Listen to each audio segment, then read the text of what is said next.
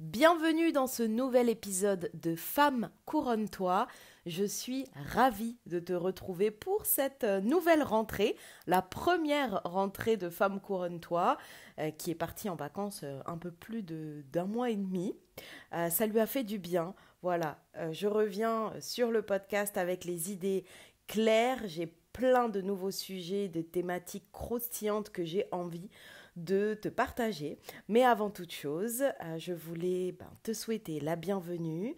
J'espère que tu as passé un bel été et je voulais t'envoyer également plein de belles énergies, plein d'ondes positives pour cette nouvelle rentrée. Alors, je sais pas toi, si tu as vu passer ce nouvel adage, cette petite accroche, cette citation que j'aime beaucoup, Septembre is the new January. Septembre est le nouveau janvier. Je suis tellement d'accord avec ça. Je sais pas toi, mais moi je sens déjà les énergies de la nouvelle année venir me pousser un peu comme ça dans le dos. Je sens qu'elle s'installe déjà. C'est un mélange un peu de dynamisme, d'excitation, de nouveauté, de renouveau, même si je sens encore les énergies de 2024 qui sont toujours présentes aussi, avec un peu pour ma part en tout cas, ça remue, ça demande d'être encore un peu à l'intérieur, d'introspecter, d'organiser, de planifier, de garder la foi aussi. Mais clairement, je sens que les énergies de 2025 sont à l'entrée, quoi, sont dans les starting blocks. Je vais y arriver. Et c'est tout naturellement que m'est venue cette thématique pour cet épisode. J'y avais déjà pensé, mais je me suis dit qu'avec la rentrée, c'était vraiment le bon moment de sortir cet épisode sur cette thématique, sur ce sujet qui, je pense, est un petit peu plus exacerbé pendant cette période. Elle l'est également pendant l'été. Mais je sais qu'elle l'est également pendant cette période de la rentrée où on a des nouveaux projets, on retourne au travail, pour les études pour certains, et on retrouve nos collègues, nos amis, nos partenaires. Et il y a ce sentiment où on vient partager nos vacances, les expériences qu'on a passées, les bons moments et où on partage aussi un petit peu nos goals, quoi, d'objectifs de cette rentrée. Et je sais que très souvent, on peut tomber dans ce syndrome de la comparaison. On peut se mettre à comparer, soit, oh voilà, peut-être que ses vacances étaient mieux que les miennes, ou alors, waouh, il ou elle est déjà parti sur les chapeaux de roue dans ses projets, il sait ou elle sait où elle va, ce qu'elle a à faire. Moi, je sais pas trop, j'avais pas trop envie de revenir, moi, j'étais mieux en vacances, ou moi, j'aimerais aussi avoir les idées claires sur ce que je veux faire de ma vie, de où est-ce que je vais. Oh là là, elle a l'air d'avoir passé des vacances meilleures que moi, d'avoir plus passé des meilleurs moments, d'avoir plus rigolé, etc. Et je sais qu'on peut très vite, pendant la rentrée, voilà, être un peu dans cet état de latence, de flottement. Et quand on a les émotions, j'allais même dire le système nerveux comme ça, qui peut être, euh, un, compressé et oppressé par le flux de nouvelles informations, parce qu'on rentre dans une nouvelle saison, avec une nouvelle dynamique, avec la rentrée, et aussi un peu dans ce flottement, surtout pour toutes celles, je pense beaucoup aux entrepreneurs comme moi, ou aux personnes qui sont dans une transition, à se poser beaucoup de questions et à avoir cette tendance à la comparaison. Alors pour moi, la comparaison toxique, je dirais, c'est vraiment un fléau qui, euh, en tout cas, pour moi, pour moi, c'est un des premiers fléaux qui a besoin d'être vraiment combattu lorsqu'on démarre son chemin d'expansion et de réalisation personnelle. Je dis vraiment combattu, mais en fait, je crois que le mot le plus juste que j'aurais dû utiliser, c'est compris. Parce que quand on comprend un phénomène, eh ben, on arrive plus facilement à l'accepter et puis à s'en détacher. Et pour moi, la comparaison, ça a vraiment été un fléau qui a pourri mon enfance, mon adolescence, enfin ma vie de jeune adulte. La comparaison, je n'avais aucune notion en fait de qu'est-ce que c'était, qu'est-ce qui se passait en fait dans mon esprit. C'était vraiment un phénomène qui me bouffait de l'intérieur. J'avais pas conscience en fait de ce qui se passait à l'intérieur de moi, que c'était vraiment ce phénomène de la comparaison qui tirait mes énergies, mes émotions, tout mon être en fait vers le bas. Et je crois que le pire dans tout ça, c'est que je portais une énorme honte et une énorme culpabilité à me comparer.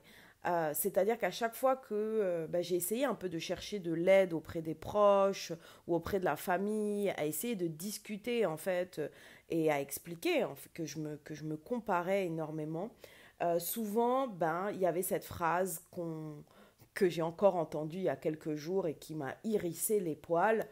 Non mais arrête en fait. Arrête de te comparer. Arrête, ça ne sert à rien de se comparer. Et on va reparler de cette phrase. On va reparler de cette phrase qui pour moi est vraiment une des phrases les plus toxiques en fait, les plus culpabilisantes que j'ai pu entendre, qui m'a vraiment fait souffrir dans ma jeunesse. Et aujourd'hui, je pense que si vous êtes là, c'est parce que vous avez cet élan de, de, de perfectionnement de soi, de maîtrise de soi, d'amélioration de soi-même, de sa vie, de ses relations. Et peut-être que vous l'avez utilisé cette phrase et on va en reparler. Et puis, j'avais envie de donner à travers cet épisode des solutions, bien sûr, des solutions pour pouvoir passer d'une comparaison toxique, on va dire, à une comparaison plus saine, en tout cas passer par cette phase de compréhension. Qu'est-ce que c'est que la comparaison pour pouvoir s'en détacher, voire même l'utiliser à son avantage. Donc voilà, c'était une introduction un petit peu longue, mais nécessaire pour ce nouvel épisode de Femme couronne-toi. Je suis tellement ravie de vous retrouver ici. C'est parti, let's go.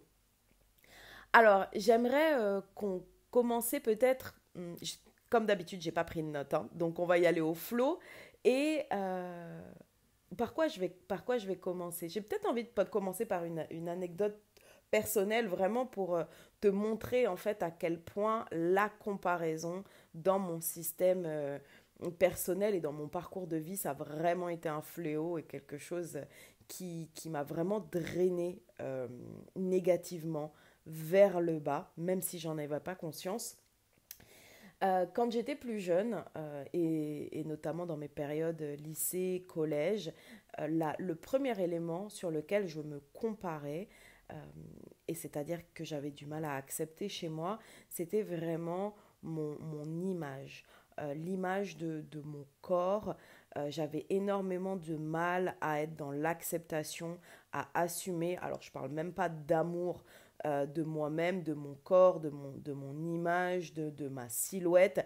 C'était très difficile parce que je venais d'un pays, je suis née à Tahiti, pour celles qui le savent, et forcément en fait les critères de beauté et puis les stéréotypes physiques de mes amis, c'était vraiment des jeunes femmes très élancées, profil un peu surfeuse, des longs cheveux, plutôt blonds, un peu décolorés par le sel marin, très très fines, qui s'habillaient tout en marque de surf. Donc à l'époque, c'était vraiment la mode des petites jupes, Billabong, Roxy.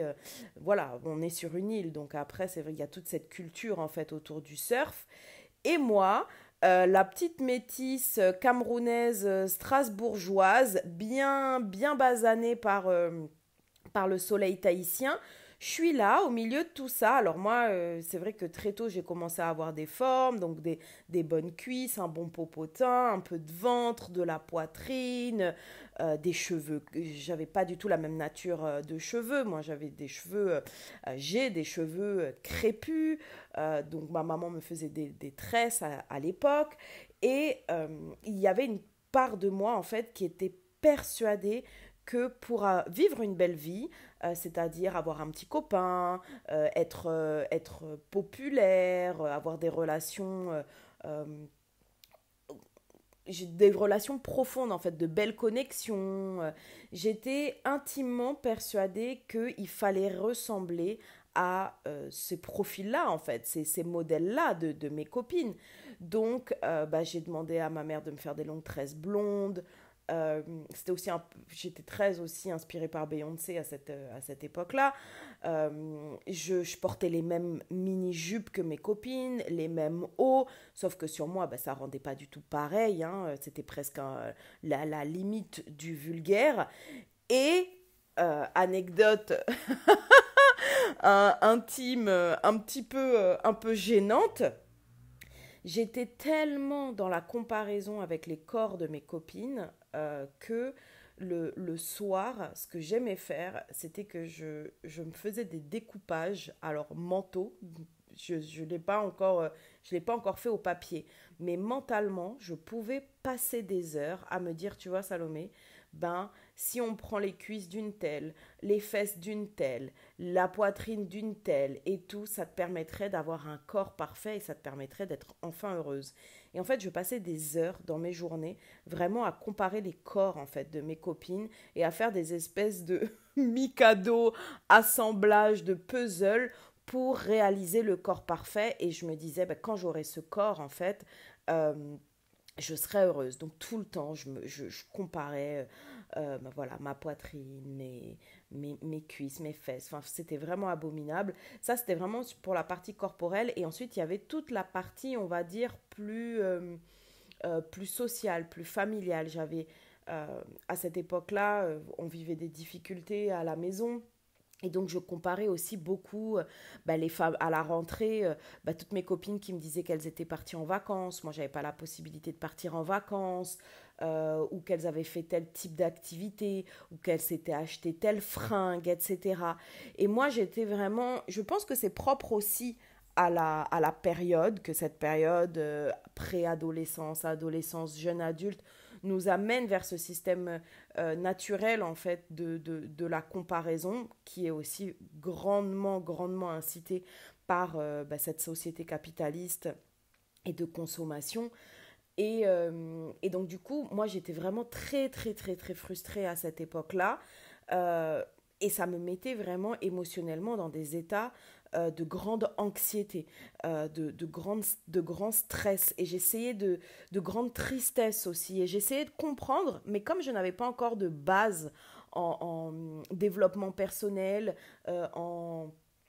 pour comprendre en fait les clés de l'esprit, de qu'est-ce qui se joue au niveau des pensées, je me laissais vraiment engluer dans dans ce marasme, dans cette difficulté que je pouvais avoir du fait de me comparer. Donc vous voyez, au niveau de la comparaison, je reviens vraiment de très loin. Et ce qui m'a aidé, ça a été, oui, quand j'ai découvert le développement personnel, vraiment, euh, et de me rendre compte que tout se jouait au niveau de mes pensées. Et au fur et à mesure, donc après des années et des années, j'ai pu me rendre compte que, en fait, ce fameux mécanisme de la comparaison, qu'en fait, c'était un mécanisme naturel. Que c'est un mécanisme, et c'est là, et c'est très important ce que je vais vous dire là, parce que pour moi, c'est vraiment une clé de compréhension qui permet d'aller lâcher du lest d'une certaine façon, d'aller se lâcher la grappe personnellement, en fait, de sortir de la honte et de la culpabilité qu'on peut avoir parfois à être dans ce mécanisme de comparaison. Et donc, je me suis rendu compte, après avoir étudié les neurosciences, l'énergétique, le fonctionnement en fait du cerveau, et des mémoires, et des mémoires transgénérationnelles, de l'héritage transgénérationnel, que en fait le mécanisme de la comparaison, c'est un mécanisme qui est tout à fait naturel, c'est un mécanisme archaïque que nos ancêtres en fait utilisaient pour se protéger, tout simplement. Pour se protéger, mais aussi pour avancer, c'est-à-dire pour permettre à la tribu de survivre. Je vous donne un exemple. si une personne de la tribu était partie à la chasse, par exemple, et revenait de la chasse avec un comportement un peu bizarre dans son attitude, voilà, qui avait des traits qui avaient changé, peut-être parce qu'il s'exprimait de façon plus forte ou qui faisait des gestes un peu plus marqués ou dans une forme peut-être d'hystérie, de colère ou d'apathie, et ben, ça allait mettre en alerte les personnes de la tribu. Elles allaient comparer le comportement de cet individu qui était revenu de la chasse au comportement classique des personnes de la tribu. Et donc, en fait, ce jeu de la comparaison initiale, ce mécanisme de la comparaison initiale permettait tout simplement à la tribu, voilà, d'évoluer. Exactement avec le feu. Quand le feu est arrivé à la préhistoire, ça a été vraiment une vague de curiosité, de peur aussi. Et c'est en comparant les différentes possibilités que le feu offrait, donc en expérimentant, en se brûlant, en cuisant des aliments, en voyant quelle réaction le feu avec l'eau a avec l'eau, avec le vent, avec la terre, etc., que les différentes tribus ont pu évoluer. Donc on s'en rend bien compte que la comparaison, c'est vraiment un système archaïque qui nous vient depuis la nuit des temps, mais qui s'est développé au fur et à mesure de la construction de nos sociétés. Et on se rend compte que c'est vrai que la société capitaliste a beaucoup utilisé ce système pour promouvoir, faire l'apologie de certains produits et pour inciter les consommateurs à consommer tout simplement. Et là, je pense à la cellulite. Toutes les femmes ont toujours eu de la cellulite, plus ou moins marquée, mais les produits cosmétiques ont pris cette,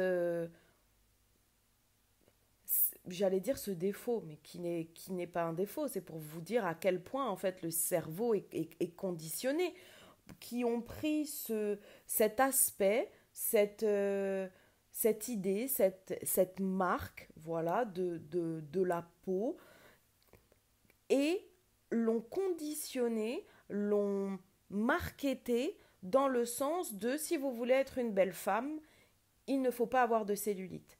Et on le voit bien que entre nous, aujourd'hui, les femmes, on va être beaucoup à regarder celle qui a de la cellulite, celle qui n'a pas de cellulite, euh, et à se comparer. Donc on se rend bien compte qu'en fait, la société a encouragé et a utilisé en fait ce mécanisme de la comparaison pour nous inciter à consommer.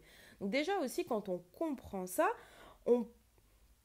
ça nous permet de rapatrier, de récupérer vraiment notre souveraineté intérieure, notre discernement en se disant, bon, pour certaines choses pour lesquelles je vais me comparer, comme la cellulite par exemple, eh ben, ça part de quel espace? Est-ce que ça part d'un espace qui me permet de me sécuriser ou d'évoluer? Ou est-ce que ça part d'un espace de conditionnement pour, par exemple, influencer ma façon d'acheter? Donc c'est très important à chaque fois de venir évaluer avec du discernement d'où cette comparaison-là, de quel espace cette comparaison-là émerge. Donc ça, je dirais que c'est vraiment le premier aspect. Le deuxième aspect que j'avais envie de partager avec toi et que j'ai pu moi-même constater, expérimenter, c'est que la comparaison, en fait, elle nous quitte jamais. J'avais vraiment cette idée que une fois que grâce voilà, à mes techniques de régulation et de libération émotionnelle, en reprogrammant mon mindset, j'allais être beaucoup plus dans l'amour de moi-même, de mon corps et du coup de plus me comparer aux autres femmes. Et c'est ce qui s'est passé. Aujourd'hui, je ne compare plus ou très très peu mon corps aux autres femmes et je suis vraiment dans une relation d'amour avec moi-même et avec mon corps et avec ma silhouette. Mais je me suis aperçue que le, la comparaison allait comme naviguer, allait comme... j'ai plus ce mot de migrer. Aller comme migrer dans d'autres domaines de ma vie. Et je vais vous donner des exemples concrets. Quand je me suis lancée dans l'entrepreneuriat, ma première entreprise, donc j'ai ouvert un cabinet à domicile où j'étais experte en beauté du regard et soins du visage. Donc je faisais des extensions de cils et des prestations de rehaussement de cils. Ça a très très très très vite cartonné. Mais qu'est-ce qui s'est passé? C'est que entre le moment où j'ai fait ma formation et le moment où j'ai lancé mon activité et où j'ai commencé d'ailleurs à piloter les réseaux sociaux, j'ai été envahie par et je suis retombée dans mes vieux schémas, dans mes vieux mécanismes de comparaison. Et je n'arrêtais pas de me comparer aux autres techniciennes ou professionnelles de beauté qui avaient plus d'expérience que moi. J'arrêtais pas de comparer les poses d'extension de cils parce que quand vous êtes technicienne et que vous utilisez les réseaux sociaux, souvent vous faites des photos de vos poses d'extension de cils avant, après et vous les postez sur vos réseaux sociaux. Et donc moi je pouvais passer des heures, mais des heures à aller regarder le travail des autres techniciennes, à aller comparer les prix, leurs poses, leurs clientes, le nombre de likes qu'elles avaient sous leurs publications, leur travail. Et je passais des heures, mais vraiment des heures à me comparer. Heureusement que la vie est extrêmement bien faite. J'ai pu identifier et j'ai pu me surprendre en train de retomber dans ces vieux schémas, ces vieux comportements. Et donc, au bout de quelques semaines, je me suis raisonnée et je me suis dit, Salomé, être dans ce schéma ne va absolument pas t'aider, bien au contraire, va te freiner dans le développement de ton entreprise. Et du coup, je me suis j'ai utilisé en fait les outils que j'avais à ma disposition, que j'avais appris à travers ma première expérience et je dirais ma première libération de quand j'étais plus jeune et que je me comparais aux autres filles. Et là, j'aimerais vraiment te partager une astuce si toi aussi, tu es entrepreneur peut-être, ou que tu as un projet, que tu passes par une période de transition, par exemple, que tu veux perdre du poids, ou que tu suis des comptes sur les réseaux sociaux qui parlent de voyage ou d'expatriation à l'étranger, et que tu as vraiment cette tendance à être dans la comparaison, à suivre plein de comptes Instagram, à être vraiment dans cette sensation de moi je suis pas assez, ou je suis pas encore à ce niveau-là, où ça me plaît tellement, mais tu vois que tu peux sentir à l'intérieur de toi que cette envie elle se transforme limite en jalousie.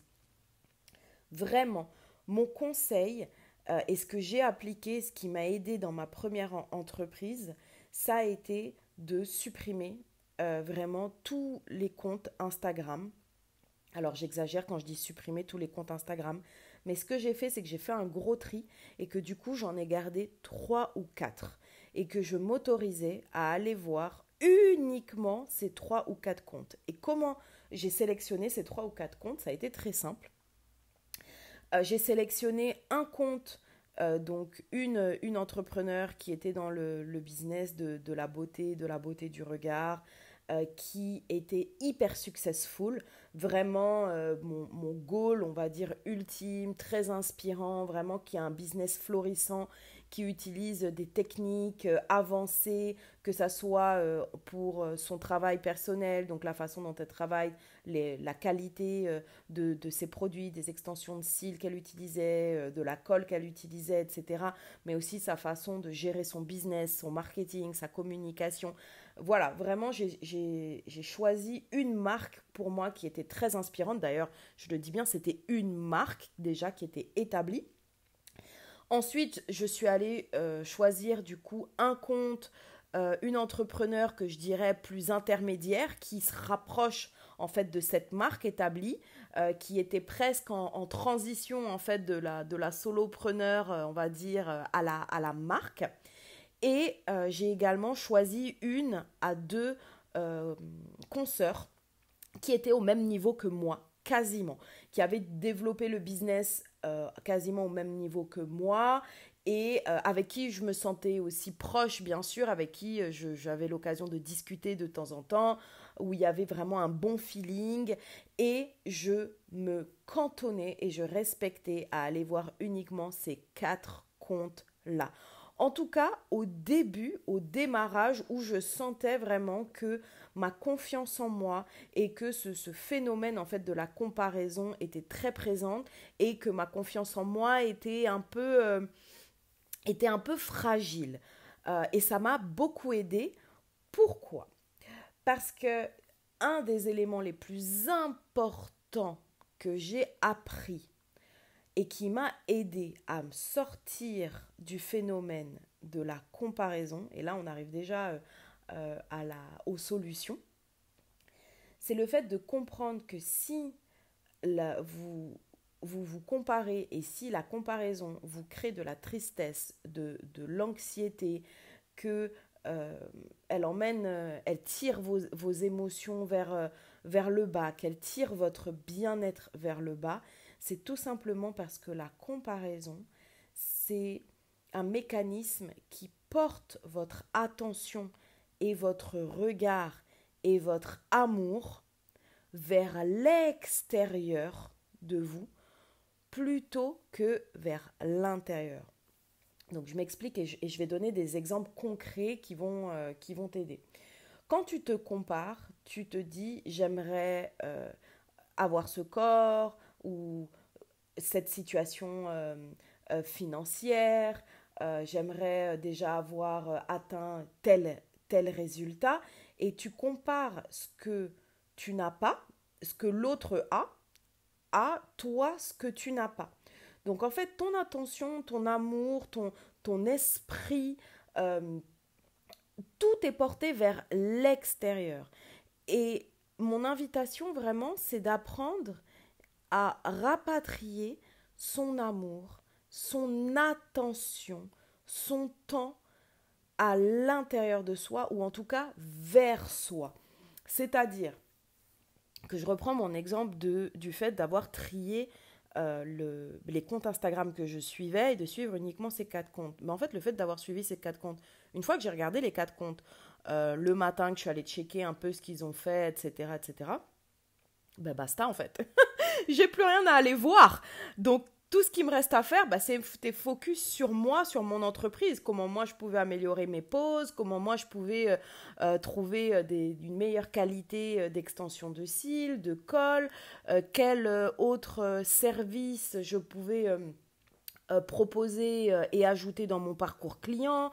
Donc un petit café, proposer différents types de café, proposer différents types de goupillons, c'est les petites brosses qu'on vous donne après avoir fait une pose d'extension de cils ou de rehaussement de cils. Et en fait, j'étais focus sur moi.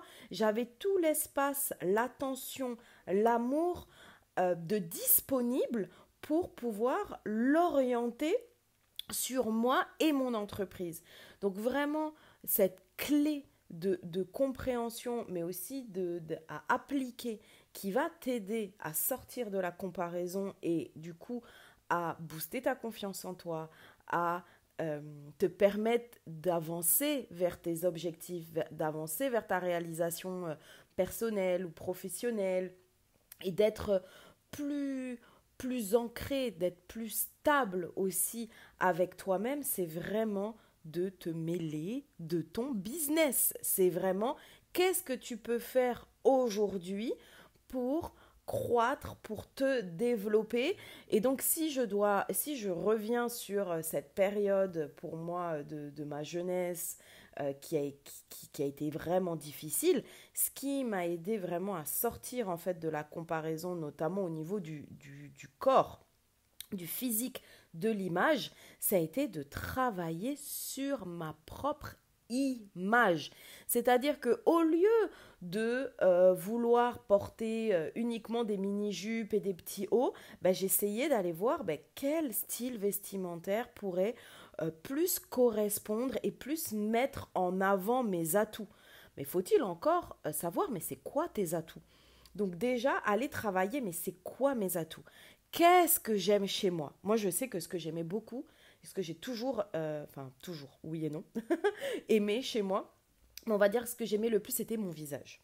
On va dire que c'était la zone de mon corps que j'appréciais le plus, on va dire. Donc, j'ai appris à me maquiller. J'ai appris à prendre soin de ma peau, à utiliser uniquement les gammes de soins qui correspondaient à moi-même et également utiliser du maquillage qui mette en valeur ma carnation de peau, mes traits. Et vraiment, je suis devenue une experte en soins de peau et en maquillage. D'où le fait qu'après, j'ai fait mes études orientées dans ce secteur-là, dans ce domaine-là.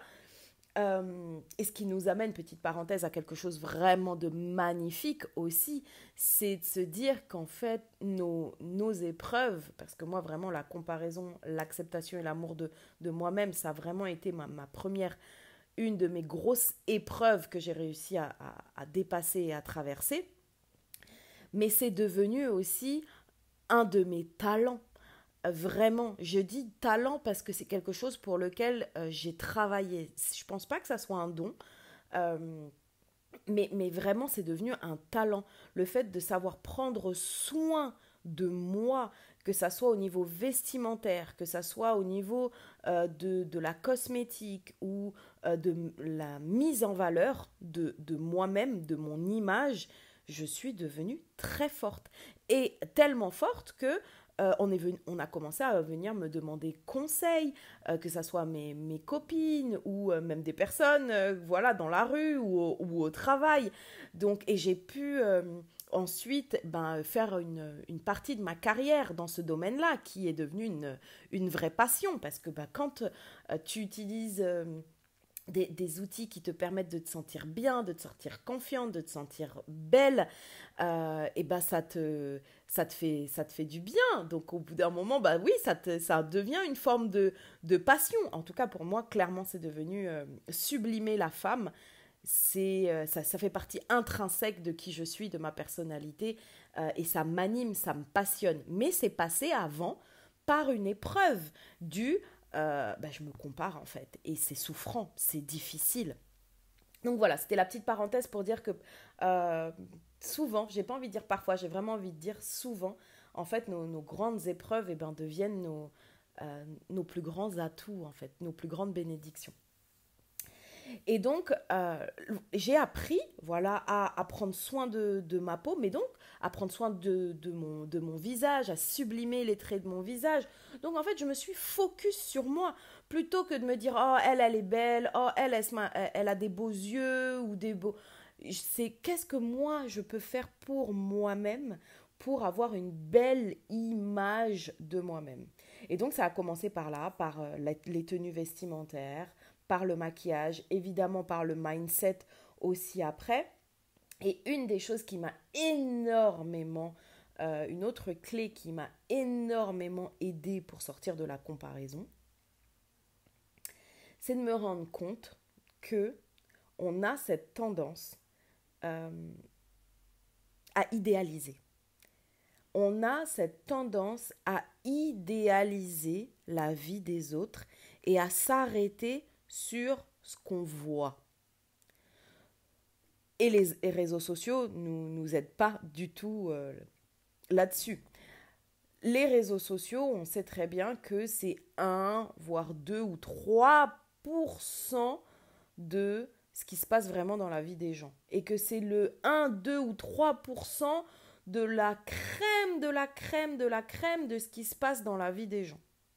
Mais pourtant, on arrive quand même, encore, à faire l'amalgame et à se comparer et à se dire mais waouh, elle vit une vie extraordinaire, elle a un couple parfait, elle a un body incroyable, elle pète tout avec son entreprise, elle a une carrière extraordinaire, oh, mon Dieu, ils vont vivre à l'autre bout du monde. On s'arrête à ces 2 ou 3% de la crème que on voit sur les réseaux sociaux. Et vraiment, cette clé qui m'a aidée, c'est de me dire, mais en fait, Salomé, tu peux pas idéaliser la vie des gens. C'est pas que tu peux pas. J'enlève cette phrase vraiment parce que pour moi, c'est une injonction. C'est que, est-ce que tu veux vraiment idéaliser quelque chose qui peut-être n'est pas vrai? Est-ce que vraiment tu peux te permettre, et tu as le time, d'aller idéaliser et de te faire des films sur un style de vie, une relation, ou des choses qui sont peut-être pas vraies, qui sont peut-être illusoires. Et concrètement, qu'est-ce que ça veut dire? C'est que j'ai commencé, grâce à la PNL, notamment à la programmation neurolinguistique, à m'intéresser profondément à la vie des gens, à la vie de toutes ces jeunes femmes que je trouvais si exceptionnelles, extraordinaires, magnifiques, ou que tout était beau, tout rose sur le papier, etc. J'ai commencé à vraiment m'intéresser à leur vie et à écouter avec mes 2 oreilles et à poser des questions. Vraiment. Et quand vous faites ça, quand vous vous intéressez vraiment à la vie, aux détails des personnes, mais pas en mode curiosité malsaine, etc. Moi, je le faisais vraiment avec le prisme de ce que j'apprenais en PNL. Et la PNL, on est vraiment dans la programmation neurolinguistique. Il y a la programmation, il y a le côté linguiste du langage, de la communication. Donc, en fait, la PNL, elle vous apprend avant tout à être de bons communicants. Et un bon communicant, c'est une personne qui sait bien écouter. Et quand j'ai commencé à travailler sur mon écoute, et vraiment mon écoute active, mon écoute empathique, je me suis rendu compte que... Ah ouais, mais en fait, sa vie, je la veux pas, moi. Ah non, mais en fait, sa vie, là, c'est sa vie, mais moi, je la veux pas. Ces challenges qu'elle vit, mais en fait, ça m'intéresse pas. Alors moi, je vis mes propres challenges. Mais comme par hasard, je me rends compte que les challenges que je vis et la situation que je vis, en fait, je préfère. Ça me convient. Voilà, ça me convient. Au final, j'ai pas tant envie d'échanger que ça. Et quand tu comprends ça, vraiment, quand tu comprends que, en fait, les défis, et là, je vais parler avec mes concepts spirituels, quand tu comprends que ta vie, elle, d'une certaine façon, elle a été façonnée par ton âme, que ton âme, elle a choisi les épreuves que tu vis pour une certaine raison, parce que tu as besoin de grandir et d'apprendre, et qu'au final, les épreuves que tu vis, les défis, les difficultés, tu as les ressources pour pouvoir les dépasser, les transmuter et même voir en faire des bénédictions plus tard dans ta vie, mais en fait, tu veux pas les épreuves des autres. Tu veux pas les épreuves des autres, vu que c'est tes épreuves à toi, celles que ton âme a choisies, qui vont t'emmener vers tes plus grandes bénédictions. Alors ça, quand tu es plus jeune, je comprends, c'est difficile à concevoir. Vraiment, c'est difficile à concevoir, à entendre peut-être, mais à venir concevoir, ancrer et incarner dans ses cellules, ça prend un petit peu de temps.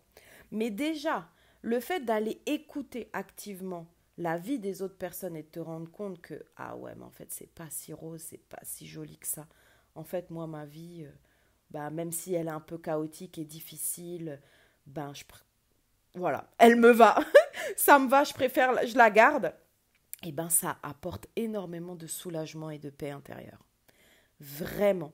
Ça apporte énormément de soulagement et de paix intérieure. Et en plus, si tu viens coupler ça avec un petit travail de reprogrammation positive en faisant la liste de toutes les choses, par exemple, qui sont bénéfiques pour toi dans ta vie, pour lesquelles tu as de la gratitude, pour lesquelles tu es contente et pour lesquelles tu ne voudrais pas que ça change, eh ben, ça vient apporter encore plus de paix d'esprit et même je dirais que ça vient apporter du coup cette petite étincelle de positivité, d'acceptation et de contentement de ah ben je la kiffe en fait ma vie. Elle n'est pas toute rose, elle n'est pas toute belle, elle n'est pas parfaite finalement, mais en fait ma vie je la kiffe.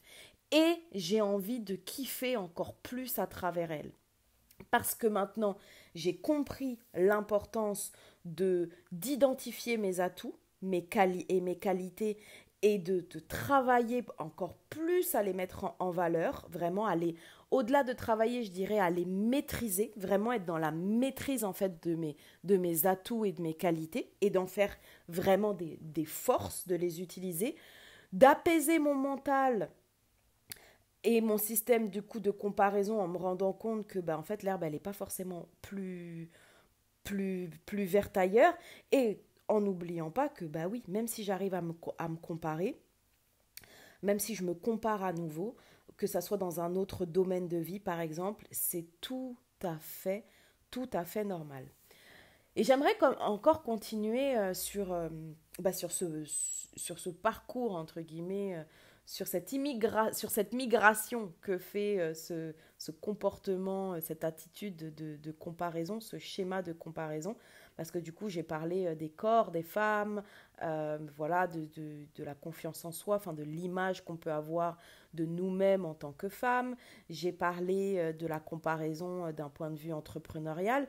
Mais encore une fois, la comparaison, ça peut aller sur plein de domaines et j'ai même tendance à croire que c'est quelque chose qui va continuer à nous suivre, même à travers tout notre parcours d'évolution et de réalisation spirituelle. Et avec mes consultantes, mes clientes, j'aime bien leur parler de ce concept en fait de la roue d'apprentissage qui dit que en fait un schéma répétitif pour venir vraiment t'en libérer, le briser, il va se représenter, même quand tu auras pris conscience de ce schéma, il va se représenter plusieurs fois à toi pour un peu comme un cycle pour voir en fait si tu l'as vraiment dépassé. Et le moment où il vient plus se présenter à toi, c'est que tu l'as totalement et complètement dépassé. Et je le vois un petit peu comme la comparaison, je le vois un peu comme la même chose. C'est vraiment un schéma qui vient nous suivre, déjà parce que, comme je disais, c'est naturel, ça fait partie, c'est engrammé dans nos cellules, c'est un système de défense archaïque dont on a hérité depuis nos ancêtres. Et du coup, il y a ce cycle que même si on l'a dépassé une fois, il revient. Et du coup, pour imager ça, pour illustrer ça, j'aimerais donner un autre exemple. Celui des mamans. Peut-être que toi qui m'écoutes, tu es maman ou pas encore, mais tu as peut-être déjà entendu cette phrase, les enfants, on ne compare pas les enfants entre eux. On ne compare pas les enfants entre eux, les enfants sont tous différents. Je suis totalement d'accord en soi avec cette phrase, mais ok, on va continuer comme ça avant que je parte sur mon troisième exemple. Cette phrase, on ne compare pas les enfants entre eux, les enfants sont tous différents, au même titre que la phrase de arrête de te comparer, ne te compare, ça sert à rien de se comparer. Je trouve que c'est des phrases extrêmement toxiques. Alors si tu es, en fait, si tu as l'intention de devenir, j'allais dire une meilleure personne, une version de toi, si dans 5-10 ans tu te dis mais moi j'ai envie d'avoir atteint une plus lumineuse encore version de moi-même, d'être une femme encore plus souveraine, d'être encore plus épanouie, d'être encore plus rayonnante, plus magnétique dans ma vie, je t'invite vraiment à supprimer ces phrases de ton vocabulaire. Vraiment. Arrête de te comparer. Ça sert à rien de te comparer. Euh, j'ai donné l'exemple pour les mamans. Arrête ne compare pas. Les enfants, ça se compare pas entre eux. Je sais que ça part, peut-être, pour certaines, d'un espace de bienveillance, d'un espace de réconfort. Et encore, je me dis, est-ce qu'on croit sincèrement réconforter une personne en lui disant ça? Ou est-ce que c'est juste une réponse conditionnée, bateau, qu'on sort parce qu'en fait on ne sait pas quoi sortir, parce que comme on n'écoute pas avec nos deux oreilles et qu'on est plus centré sur soi, ses problèmes, et qu'on a plus envie d'attendre son moment pour pouvoir parler et qu'en fait on sort des phrases bateau pour conclure, pour terminer un échange. Euh, Bref, vraiment, vraiment, je t'invite à sortir ces phrases bateau de ton vocabulaire, de tes échanges euh, avec les autres, dans tes relations, de ta communication, dans tes conversations. Parce que pour moi, je trouve vraiment qu'il n'y a rien de plus culpabilisant de dire à une personne arrête de faire ce que tu fais alors que la personne elle est prise dans un étau. Elle-même elle ne sait pas pourquoi elle le fait, elle-même elle ne sait pas pour comment arrêter et peut-être qu'elle le sait ou qu'elle ne le sait pas, mais quoi qu'il arrive c'est quelque chose qui fait mal. Donc dire à quelqu'un arrête de te comparer ou arrête de boire ou arrête de fumer, il n'y a rien de bénéfique là-dedans. Vraiment. À part apporter plus de honte et plus de culpabilité.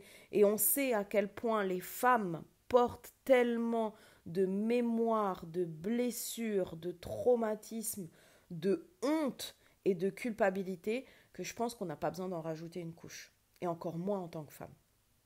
Pour nos sœurs. Donc oui, cette phrase, vraiment, à supprimer de vos conversations, elles ne servent strictement à rien. Alors, qu'est-ce qu'on pourrait dire à la place? Ben, se mettre dans une posture d'empathie. Je vais donner un exemple concret qui me concerne une fois de plus, qui est assez vulnérable, mais je pense que c'est important de parler au nom ben voilà, de ces mamans et qui ont peut-être, ou peut-être qui actuellement c'est ce que tu vis, qui compare son enfant, parce que c'est vrai que quand on a un enfant, ben, on veut le meilleur pour lui, et puis en plus c'est externe à nous. Donc il y a vraiment toute cette envie, ce besoin de protection, de protéger, de savoir en fait vraiment si tout va bien aller. Et tu vois, je vais reprendre mon exemple que je te donnais au tout début de l'épisode où je te disais que à l'époque, dans les tribus du Moyen Âge, ben justement, on utilisait la comparaison comme système pour aller voir, constater, observer si tout va bien, si tout roule bien. Parce que c'est sûr que ben, si tu mets au monde un bébé et que le bébé il est jaune alors que tous les autres bébés ils sont beiges, ben, c'est qu'il y a un problème en fait. C'est qu'il y a quelque chose qui ne va pas. Donc quand on devient maman, même aujourd'hui, eh ben, on va avoir cette tendance, et c'est naturel, à comparer son enfant parce que bah, peut-être qu'il ne marche pas euh, aussi vite que les autres. C'est-à-dire que, voilà, en moyenne, on dit que les enfants sont censés marcher, je ne sais plus, entre 1 an et 1 an et demi et 2 ans. Bah, si à 2 ans et quelques mois, peut-être, voire même si déjà à 1 an et demi, ton enfant ne marche pas, bah, tu vas stresser, tu vas comparer, c'est normal. Alors évidemment, ensuite, on fait des examens, etc. Mais sur le coup, quand tu vas être peut-être au parc pour enfants ou dans la rue ou même à l'école, quand tu vas voir les autres enfants, tu vas comparer. Pareil pour le langage, on va comparer. Peut-être pas, même pareil pour aller au pot, est-ce que ton enfant est propre, pas propre. Il y a un système naturel qui s'enclenche de comparaison. Et, et pour moi, ça a été un peu... ça a été très difficile cette période-là. Vraiment parce que je savais en mettant ma fille au monde que je pouvais potentiellement tomber dans cette comparaison-là et je me suis beaucoup programmée en me disant mais moi je comparerai pas, je vais faire confiance à mon enfant, je le laisserai grandir, évoluer à son rythme, etc. Mais ce qui s'est passé, c'est qu'on nous a diagnostiqué aux 3 mois de vie de notre enfant, on a diagnostiqué une pathologie qui, qui influence en fait son développement moteur, qui a un impact sur son développement. Et donc quand on vous annonce ça, Seigneur, je peux te garantir que la comparaison, le système de compensation, de comparaison, il s'active, mais puissance 10 000. Ben oui, bien sûr, parce qu'en fait, tu sais pas. Tu sais pas ce qui va se passer pour ton enfant. Tu sais pas si ton enfant va être capable de marcher, va être capable de lire, d'écrire, de se comporter avec les enfants et vivre en fait une vie normale, entre guillemets, épanouissante. Est-ce qu'il va rire? Est-ce qu'il va avoir une petite copine, etc. Tu te poses plein de questions, mon Dieu, tu te poses plein de questions. Je me suis posé plein de questions. Et c'est vrai que quand j'ai commencé à en discuter un petit peu, alors déjà j'en discute très peu autour de moi, mais quand j'ai commencé quand même à en discuter un petit peu, à chaque fois j'avais cette phrase: compare pas les enfants, Salomé. Compare pas les enfants, Salomé. Ça sert à rien de comparer les enfants, Salomé. Euh, mais ça, je le sais, ça. Ça, en vrai, je le sais que ça sert à rien de comparer les enfants. Mais là, c'était plus fort que moi. C'était difficile. C'était difficile parce que j'étais dans l'insécurité et dans le je sais pas, en fait. Dans l'inconnu. Je sais pas où je vais, en fait. Je sais pas ce qui va se passer pour mon enfant et j'ai peur. Et j'ai peur, en fait. Donc, une personne qui est dans un mécanisme de comparaison, que ça soit par rapport à son enfant, comme je l'ai dit, par rapport à son business, par rapport à une transition, par rapport à une relation, une peine de cœur, etc. Et qui compare, cette personne, ce qu'elle a besoin, c'est d'être rassurée. Pas que tu lui dises arrête de te comparer, non, elle a besoin d'être rassurée. Et pas d'être faussement rassurée, genre oh t'inquiète pas, tout ira bien. Non, d'entendre ce qu'elle a à te dire, d'entendre ses peurs, d'entendre ses insécurités, d'écouter, en tout cas si cette personne est importante pour toi, si cette relation elle est importante pour toi, si tu as envie de devenir une meilleure communicante et une femme plus magnétique, plus rayonnante. Et donc cette personne, en fait, elle a besoin d'être réconfortée. Et le réconfort, des fois, ça peut être une phrase, mais ça peut être aussi un câlin, si elle est d'accord. Ça peut être aussi juste, je te laisse un espace vraiment pour que tu t'exprimes. Dis-moi ce qui est difficile pour toi. Dis-moi ce qui est difficile de ce que tu rencontres. Dis-moi de quoi tu as peur. Et laissez juste l'espace de la personne, à la personne de s'exprimer. Laissez peut-être les larmes venir, laissez peut-être les mots. Et tu peux et tenir l'espace pour elle. Tenir juste cet espace, l'autoriser, lui faire ce cadeau. Parce que c'est un cadeau d'offrir un espace d'expression à une personne. Qu'elle soit chère ou que ça soit un inconnu dans la rue, j'aime tellement faire ça si tu savais. Offrir des espaces d'expression aux personnes et tenir ces espaces. Tenir, c'est-à-dire poser des questions et écouter les réponses avec mes deux oreilles.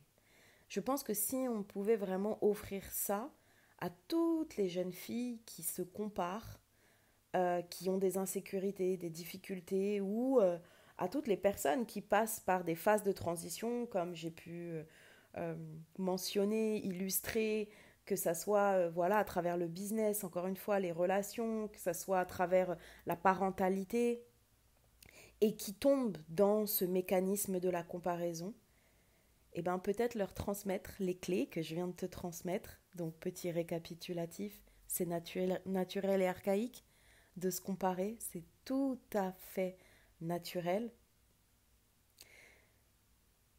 C'est un processus qui te suivra toute ta vie.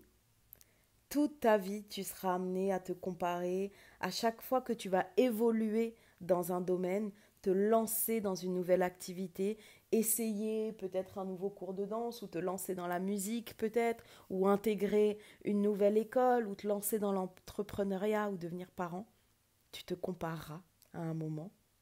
Mais ce n'est pas une fatalité, il existe des solutions pour te permettre d'apaiser ton mental et de te comparer un petit peu moins.